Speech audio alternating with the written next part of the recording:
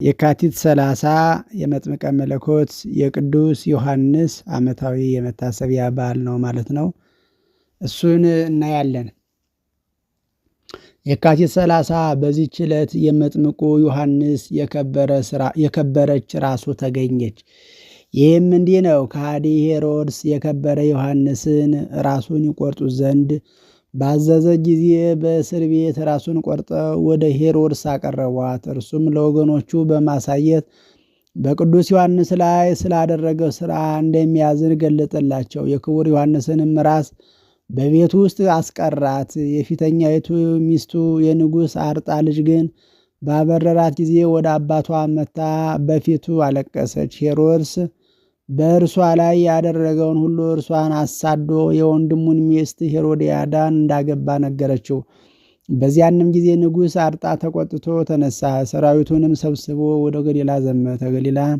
የገሊላንም ሀገሮች ሁሉ አጠፋ፣ በእሳትም አቃጠለ። ንጉሥ ጢባሪዎስ ቄሳር ይህን በሰማ ጊዜ ሄሮድስ ባባረራት በልጁ ምክንያት ንጉሥ አርጣ ይህን እንዳደረገም ባስረዱት ጊዜ ስለዚህ ንጉሥ ጢባሪዎስ ቄሳር ተቆጣ። ሄሮድስንም ወደ ሮሜ ከተማ ወደ እርሱ አስቀረበው። በእርሱ ምክንያት የአገሮች ጥፋት በመደረጉና ታላቁን ነቢይም ስለመግደሉ ከሹመቱ ሻረውና እንድልኩ ወደሚባል ሀገር አጋዘው። በዚያም በክፉ አሟሟት ሞተ። የቅዱስ ዮሐንስ ራስ ግን በሄሮድስ ቤት ተቀብራ ትኖር ነበር። ከዚህም በኋላ ንጉሥ ጢባሪዎስ ጭፍሮቹን ልኮ የሄሮድስን ቤት አስፈረሰ፣ ጥሪቱን ሁሉ ወሰደ። ለሚያየውም ሁሉ አራያና ተረት ሆነ። ያለ ጣሪያና ያለ ደጃፍ ቀርቷልና ነጋዴዎችም መናኸሪያ አድርገው ያድሩበት ነበር። በዚያንም ወራት በገንዘብ ድሆች በሃይማኖት ባለጸጎች የሆኑ 2 ሰዎች ነበሩ። እነርሱም ሊሰግዱ የከበረች የ40 ቀን ጾምንም ሊጾሙ ወደ ኢየሩሳሌም ተጓዙ። ይህም ከብዙ ዘመን በኋላ ነው። ምሽትም በሆነ ጊዜ ምድረ በዳ በሆነ በሄሮድስ ቤት ውስጥ አደሩ። ቅዱስ ዮሐንስም ከእርሳቸው ለአንዱ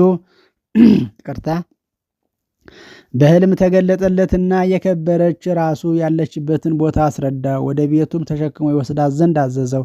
በነቃም ጊዜ ራእይን እንዳየ ለባልንጀራው ነገረው። ቅዱስ ዮሐንስም ወዳመለከተው ወደዛ ቦታ ተነስተው በአንድነት ሄዱ። በቆፈሩም ጊዜ የሸክላ ዕቃ አግኝተው ከፈቷት። ያን ጊዜ እጅግ የሚመስጥ በጎ መዓዛ ወጣ። የቅዱስ ዮሐንስንም ራስ አገኟት፣ ከእርሷም ተባረኩ።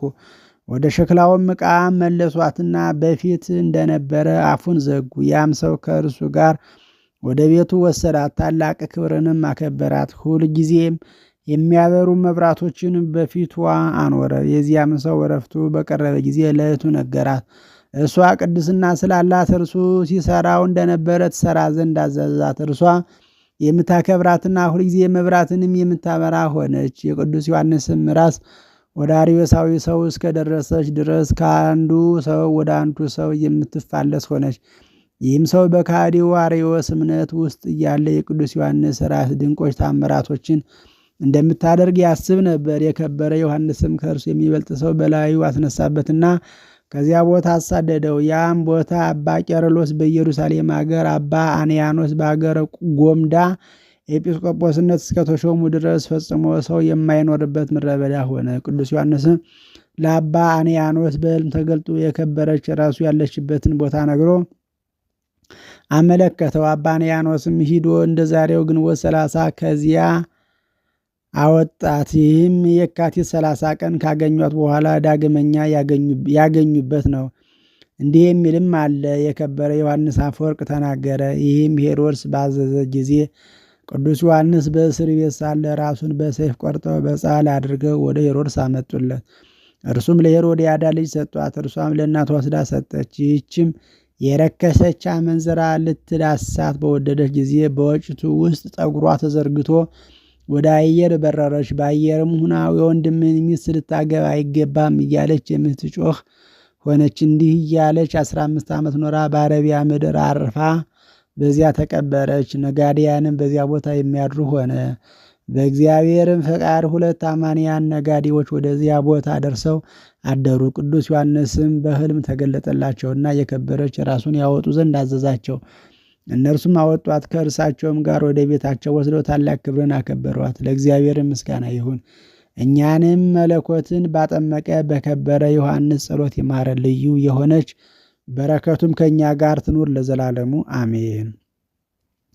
ሰላም እብል ለርእስከ ክቡር ዘተረክበ ዮም በንዋይ ጽውር ዮሐንስ ሰራሪ ንጉሠ አይዋፍ ንስር ንሳኒ በክነፊከ ዋይድወኒ ለገብር ከመያስቆቁ ቀይሜ በጽንፋ ለባት ዛቅረብኩ ማህሌተ አዘኪር ያይላፈ ምለተጸምዱ ከዘልፈ ለላነብብ ተወከብ ዘንዴቲ መጽሐፈ እንተረሰይከ እግዚኦ ጸዲቀ መበለት ውኩፈ ምለአብኡ ብኡላን ዘተርፈ ነቢያት ቅዱሳን ወሐዋርያት ሰባክያን ሰማዕት ወጻድቃን ደናግል አዲ ወመነኮሳት ሄራን ባርኩ ባርኮ ጉባኤ ዛቲ መካን እስከ አረጋዊ ልሂቅ ወንዑስ ሕፃን ለዘጸሐፎ በክርታስ ወለዘአጻፎ እንዘ ይደርስ ለዘአንበቦ ወለዘተርጎሞ በልሳን አዲስ ወለዘሰማ ቃሎ በዝነ መንፈስ በጸሎተ እሙ ማርያም አራቂተ ኩሉ እምባይስ ህቡረ ይምሃረነ ኢየሱስ ክርስቶስ። ሁላችንንም በአንድነት ኢየሱስ ክርስቶስ ይማረን። ከመጥምቀ መለኮት ከቅዱስ ዮሐንስ በረከት ያሳትፈን። ወስብሐት ለእግዚአብሔር።